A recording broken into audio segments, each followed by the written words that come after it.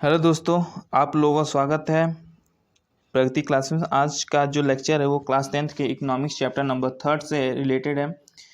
आज के लेक्चर में हम पहले तो ये जान लेते हैं चैप्टर नंबर 3 का नाम क्या है। वैश्वीकरण एवं भारतीय अर्थव्यवस्था। आज के लेक्चर में हम इसमें 3 अंक वाले प्रश्न देखने वाले हैं। लेक्चर नंबर ये 3 है, ठीक है। लेक्चर नंबर ये 3 है। इससे पहले हम लोग 2 और पहला और दूसरा लेक्चर कवर कर चुके हैं, जिसमें 1 नंबर वाले प्रश्न थे, दूसरे में 2 नंबर वाले प्रश्न हैं, आज है तीसरा जिसमें 3 अंक वाले प्रश्न हैं। इसके बाद होने वाला, अगर आप लोग कमेंट करेंगे तो 6 अंक वाले प्रश्न भी दिखा देंगे। तो कमेंट पे वो आप लोगों की डिमांड पे वो आएगा, इस तरह नहीं आएगा, वो डिमांड पे हम लोग बनाते हैं, क्योंकि वो बहुत ही बड़े बड़े लेंदी क्वेश्चन होते हैं। तो वो आप लोग शौक हो जाएंगे उतने बड़े बड़े देख देख के। तो चलिए इसी में से बना सकते हैं आप लोग। आइए 3 अंक वाले प्रश्न देखते हैं। आप लोग लास्ट तक वीडियो के बने रहिए, क्योंकि इससे बाहर से क्वेश्चन नहीं पूछा जाएगा, गारंटी के साथ बोलता हूँ। क्योंकि एक चैप्टर से कितने क्वेश्चन देंगे? एक क्वेश्चन देंगे, इससे ज़्यादा क्वेश्चन नहीं दे सकते। तो चलिए आज के वीडियो में हम लोग टोटली लगभग इसमें हम लोग 8-9 क्वेश्चन देखने वाले हैं, 9 क्वेश्चन देखने वाले हैं। तो इससे बाहर से क्वेश्चन आपको कहीं से नहीं देखने को मिलेगा। तो चलिए शुरू करते हैं। क्वेश्चन नंबर फर्स्ट क्या है? वैश्वीकरण में बहुराष्ट्रीय कंपनियों की भूमिका बताइए। तो आइए बताते हैं, उत्तर देखते हैं। तो आइए आंसर देखते हैं। आंसर क्या है? वे कंपनियां जो एकाधिक देशों में उत्पादन पर नियंत्रण करती हैं बहुराष्ट्रीय कंपनी कहलाती हैं। सीधा साधा इसका डिफिनीशन है बहुराष्ट्रीय कंपनी का, यहाँ से लेके यहाँ तक। इसका आप कभी ये पूछ दे बहुराष्ट्रीय कंपनी क्या है, बहुराष्ट्रीय की परिभाषा दीजिए, बहुराष्ट्रीय होता क्या है, तो ये लिख सकते हैं वे कंपनियां जो एकाधिक देशों में उत्पादन पर नियंत्रण रखती हैं बहुराष्ट्रीय कंपनी कहलाती है। मतलब एकाधिक देश होता है कि ये कि इंटरनेशनल जो कंपनियां होती हैं, जैसे कि एक देश Bharat, America, New Zealand, America, you अरे यार कौन कौन से देश का नाम नहीं याद आ रहा है, रसिया, ऐसे ऐसे देशों में ये कंपनियां काम करती हैं, बहुराष्ट्रीय कंपनियां कहलाती हैं। आइए आगे देखते हैं। ये कंपनियां वैश्विक स्तर पर अपने उत्पादन ही नहीं बेचती, बल्कि वस्तुओं और सेवाओं का विश्व स्तर पर उत्पादन भी करती हैं। बहुराष्ट्रीय कंपनी कई तरह से अपने उत्पादन कार्य का प्रसार कर रही हैं और विश्व के कई देशों की स्थानीय कंपनियों के साथ पारस्परिक संबंध स्थापित कर रही हैं। तो स्थानीय कंपनियों के साथ साझेदारी द्वारा आपूर्ति के लिए स्थानीय कंपनियों का उपयोग करके और स्थानीय कंपनियों से प्रतिस्पर्धा करके अथवा उन्हें खरीदकर बहुराष्ट्रीय कंपनियां दूरस्थ स्थानों के उत्पादन पर अपना प्रभाव जमा रही हैं तथा वैश्वीकरण को बढ़ावा दे रही हैं। ये चीज़ है। तो बहुराष्ट्रीय कंपनियों की भूमिका आप लोग देख चुके हैं, क्या है क्या नहीं। आइए अब नेक्स्ट क्वेश्चन देखते हैं। नेक्स्ट क्वेश्चन इंपॉर्टेंट है आप लोगों को। तो क्वेश्चन नंबर 2 देखिए, वैश्वीकरण के सकारात्मक प्रभाव बताइए। और ये क्वेश्चन इस तरह भी पूछा जा सकता है, वैश्वीकरण क्या है, इसका कोई एक लाभ बताइए। तो उत्तर है इसका, देखिए, वैश्वीकरण का लाभ विशेष रूप से समाज के धन संपन्न वर्ग को प्राप्त हुआ है। इस उपभोक्ताओं के सम्मुख पहले से कई विकल्प विद्यमान हैं और वे अब कई उत्पादों की गुणवत्ता, उत्कृष्टता और कम कीमत से लाभ प्राप्त कर रहे हैं। ये लोग पहले की तुलना में आज अपेक्षाकृत उच्च जीवन स्तर का उपभोग कर रहे हैं। वैश्वीकरण के कारण विभिन्न क्षेत्रों में नए उद्योग स्थापित हुए हैं और तथा नए रोजगार का सृजन हुआ है। साथ ही इन उद्योगों को कच्चे माल की आपूर्ति करने वाली स्थानीय कंपनियों का विस्तार हुआ है और कुछ न तो अपनी उत्पादन प्रक्रिया का आधुनिकीकरण भी किया है। तो ये चीज़ें वैश्वीकरण है जो बहुराष्ट्रीय कंपनियां करती हैं, ठीक है।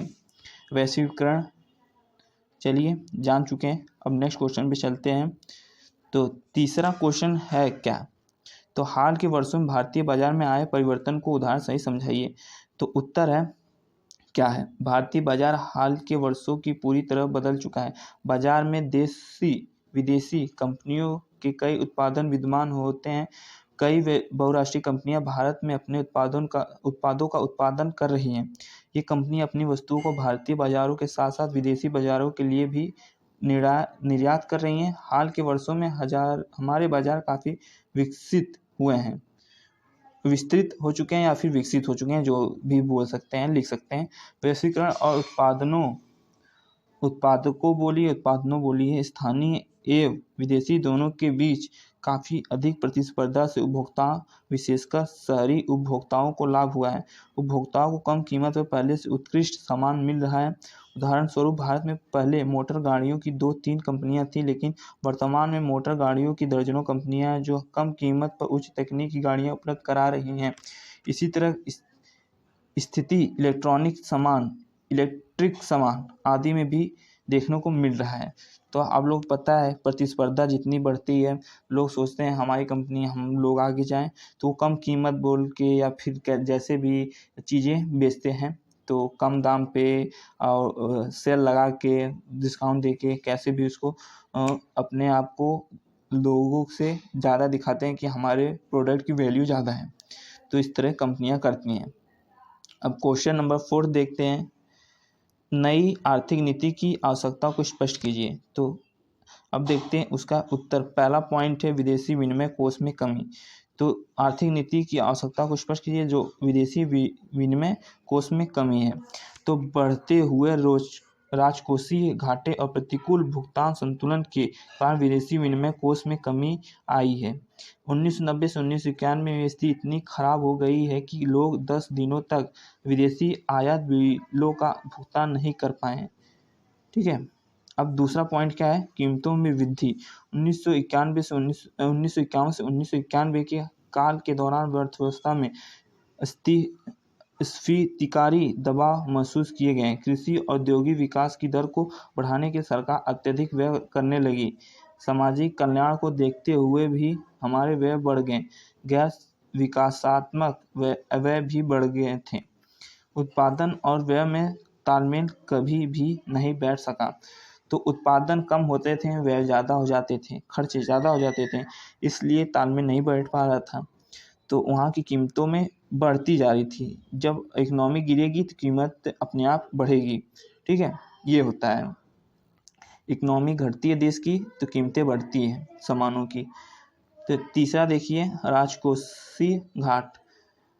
तो यद्यपि हमने नियोजित विकासात्मक अर्थव्यवस्था को अपनाया है, लेकिन हमारे गैर विकासात्मक व्यय कुल व्यय के बहुत अधिक अनुपात में है। राजकोषीय घाटों से हमारे अर्थ अनुमानित व्यय का अनुमानित राजस्व से अधिक होना है।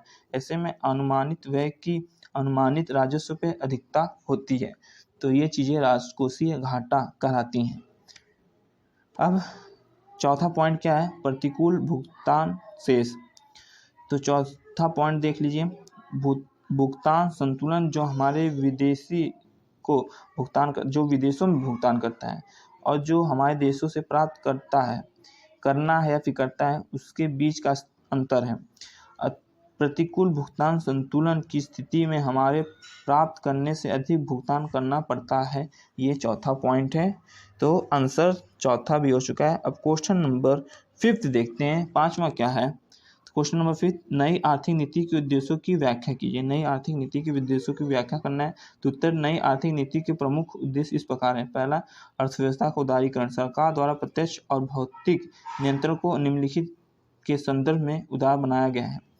तो उत्तर पहला, औद्योगिक लाइसेंसी। दूसरा, उद्योगों की कीमत और वितरण नियंत्रण। तीसरा, आयात लाइसेंसिंग। चौथा, विदेशी विनिमय नियंत्रण। पांचवा, कंपनी द्वारा पूंजीगत व्ययों का नियंत्रण। छठा है, बड़े व्यापार संगठनों द्वारा निवेश पर प्रतिबंध। तो यहाँ देखिए, अब दूसरा क्या है? दूसरा पॉइंट पहला देख चुके हैं, अब दूसरा पॉइंट देख लीजिए। एक minute, just give me 1 minute. तो दूसरा है, सार्वजनिक क्षेत्र के विकास की प्राथमिकता को कम करना। तो इसका है, सार्वजनिक क्षेत्र अब उच्च टेक्नोलॉजी और आधारभूत ढांचे के महत्वपूर्ण क्षेत्र जैसे सड़कें, रेलवे, उच्च शिक्षा, स्वास्थ्य, जल आपूर्ति और सीवेज सुविधाओं आदि पर ध्यान देगी। जो सार्वजनिक क्षेत्र के विकास की प्राथमिकता को कम करना होता है। ये पॉइंट का आंसर था। पॉइंट नंबर 3, विदेशी निजी निवेश के लिए खुले दरवाजे। तो इसका आंसर है, नई आर्थिक नीति ने निजी विदेशी नीति का स्वागत किया और बाहरी निवेश पर लगे प्रतिबंधों को हटाया। पहली विदेशी सहायता उनकी एजेंसियां एशियन बैंक और IMF पर प्रतिबंध था। आइए अब पांचवा आंसर भी हो चुका है, छठवां देखते हैं। छठवां क्या है? विश्व व्यापार संगठन और उनकी प्रमुख विशेषताएं बताइए। तो विश्व व्यापार संगठन के बारे में बताना है और उनकी प्रमुख विशेषताओं के बारे में भी बताना है। तो उत्तर देखिए, विश्व व्यापार संगठन की स्थापना 1995 में की गई। ठीक है, इसकी निम्नलिखित विशेषताएं हैं। पहला, नियम पर आधारित व्यापार की स्थापना करना जो कि देशों के एक तरफा प्रतिबंधों से मुक्त हो। दूसरा, विश्व के साधनों का आदर्शतम उपयोग किया जाना। तीसरा, वातावरण की सुरक्षा। चौथा, सदस्य देशों को कर एवं गैर कर प्रतिबंधों से मुक्त करके अंतर्राष्ट्रीय व्यापार को प्रोत्साहित करना। पांचवा है, भारतवर्ष विश्व व्यापार संगठन का महत्वपूर्ण सदस्य होने के कारण विकासशील देशों के हितों की सुरक्षा की वकालत करना है। विश्व व्यापार संगठन में लिए गए निर्णय के आधार पर भारतवर्ष में आयात के परिणामात्मक प्रतिबंधों एवं आयात कर में कमी करने के अपनी अर्थव्यवस्था को उदार बना दिया है। ये था विश्व व्यापार संगठन। ठीक है, और उसकी प्रमुख विशेषताएं थी। आइए अब नेक्स्ट क्वेश्चन सातवां है। सातवां क्वेश्चन क्या है? बहुराष्ट्रीय कंपनियां और अन्य कंपनियों से किस प्रकार अलग है? जो बहुराष्ट्रीय कंपनियां होती हैं वो अन्य कंपनियों से कैसे अलग होती हैं? तो आइए देखिए उत्तर, बहुराष्ट्रीय कंपनियों की किसी अन्य कंपनियों से निम्नलिखित प्रकार से भिन्न होती है, मतलब अलग होती है। तो आइए इस तरह आप पॉइंट देके लिख सकते हैं। एक तरफ बहुराष्ट्रीय कंपनी, अन्य कंपनियां। तो बहुराष्ट्रीय कंपनी का पहला पॉइंट है, यह एक अधिक से अधिक देशों में उत्पादन का स्वामित्व तथा नियंत्रण रखती हैं। और अन्य कंपनी है, ये एक देश के भीतर ही उत्पादन का स्वामित्व या नियंत्रण रखती है। दूसरा पॉइंट, बहुराष्ट्रीय कंपनी यह उन देशों में उत्पादन हेतु कारखानों या कार्यालय स्थापित करती है जहां इसे श्रम एवं अन्य संसाधनों सस्ते में मिल जाएं। तो अन्य कंपनियां क्या है? दूसरा पॉइंट, इसके पास ऐसा कोई विकल्प नहीं होता है। अब आइए बहुराष्ट्रीय कंपनी के तीसरा लास्ट पॉइंट देख लेते हैं। तीसरा लास्ट पॉइंट है बहुराष्ट्रीय कंपनी के कि बहुराष्ट्रीय कंपनी के लिए उत्पादन की लागत कम होती है, इसलिए यह अधिक लाभ कमाती हैं। और अन्य कंपनी है उसका तीसरा पॉइंट, इसके पास अधिक लाभ कमाने के लिए ऐसी कोई संभावना नहीं होती है। ये थी इन दोनों के बीच के डिफरेंसेस। अब आइए आठवां क्वेश्चन देख लेते हैं। आठवां क्वेश्चन क्या कहता है क्या नहीं। तो इतना बड़ा बड़ा आंसर नहीं लिखेंगे तब भी चलेगा। 3 अंक वाले क्वेश्चन में 3 पॉइंट लिख देंगे बहुत है। जैसे 8वें में 4 पॉइंट दे दिया है। आइए उत्तर देखते हैं 8वें का। तो उत्तर, वैश्वीकरण का भारतीय अर्थव्यवस्था पर प्रभाव इस प्रकार है। पहला, छोटे उद्योगों में लगे श्रमिकों के सामने बेरोजगारी का खतरा मंडराने लगता है। इन उद्योगों के नियंत्रण बंद होने से अनेक श्रमिक बेरोजगार हो जाते हैं। दूसरा, बड़ी बहुराष्ट्रीय कंपनियां उनसे संबंधित उद्योगों के श्रमिकों को न्यायसंगत हिस्सा नहीं दिया गया है, जिससे इनके रोजगार पर सदा छंटनी की तलवार लटकी रहती है। तीसरा, वैश्वीकरण के कारण उद्योगों में नई नौकरियों का सृजन हुआ है। अब आइए लास्ट पॉइंट है, मतलब 2 पॉइंट और है, लास्ट नहीं बोलेंगे। चौथा, वैश्वीकरण के परिणाम स्वरूप कुछ भारतीय कंपनियां स्वयं बहुराष्ट्रीय कंपनियां बन गई है। उदाहरण के लिए रेनवैक्सी, टाटा मोटर्स। पांचवा पॉइंट लास्ट, छोटे उत्पादकों व कुटीर उद्योगों को वैश्वीकरण से बहुत हानि हुई है। बढ़ती हुई प्रतिस्पर्धाओं के चलते ये छोटे उद्योग समाप्त होते जा रहे हैं। जो छोटी है अब बड़े बड़े उद्योगों का स्वामित्व स्थापित हो रहा है और सभी लोग अब जो छोटे छोटे हैं वो बाजारों में से हटते चले जा रहे हैं। क्वेश्चन नंबर लास्ट यानी 9वां, विदेशी व्यापार को अनुकूल बनाने का सुझाव दीजिए। तो उत्तर है, भारत के विदेशी व्यापार को अनुकूल बनाने के लिए प्रमुख सुझाव इस प्रकार है। पहला, सर्वप्रथम भारत को अपना निर्यात बढ़ाना चाहिए और आयात पर निर्भर कम करना चाहिए। दूसरा, भारत को पेट्रोलियम के आयात को हतोत्साहित करना चाहिए तथा इसके स्थान पर सौर ऊर्जा, पवन ऊर्जा, भूतापीय ऊर्जा जैसे ऊर्जा के गैर परंपरागत स्रोतों पर अपनी निर्भरता बढ़ानी चाहिए। तीसरा, सड़क यातायात एवं रेल यातायात में पेट्रोलियम पदार्थों के स्थान पर रेल इंजन और इलेक्ट्रिक वाहनों का प्रयोग करना चाहिए। चौथा, विदेशी मल्टीनेशनल कंपनियों के उत्पादक का उपयोग कम करके उसके स्थान पर देश के स्थानीय स्तर पर बनी वस्तुओं के उपयोग को बढ़ावा देना चाहिए। पांचवा, लोगों में स्वदेशी उत्पादों को अपनाने के प्रति रुचि उत्पन्न करना चाहिए और विदेशी जो चीज़ें उसका वो करना चाहिए, उनको छोड़ देना चाहिए। जो अपने देश में बनता है उसका उपयोग ज़्यादा करना चाहिए। तो आई होप आप लोगों को वीडियो और सारे लेक्चर अच्छे लगे होंगे और आप लोग डिमांड कमेंट आने पे दीर्घ उत्तरी प्रश्न यानी 6 अंक वाले प्रश्न आप लोगों को करवाया जाएगा। आप लोग कमेंट कीजिए तो 6 अंक वाले प्रश्न दीर्घ उत्तरी प्रश्न करा जाएगा, नहीं तो नहीं। तो चलिए मिलते हैं इसके लेक्चर नंबर 4 में, अगर कमेंट आएगा तो, नहीं तो चैप्टर नंबर 4 के साथ। लेक्चर नंबर 4 चैप्टर नंबर 4, ठीक है, दोनों में से कोई आएगा नया। चलिए मिलते हैं नेक्स्ट लेक्चर के साथ, तब तक के लिए स्वस्थ रहिए, मस्त रहिए।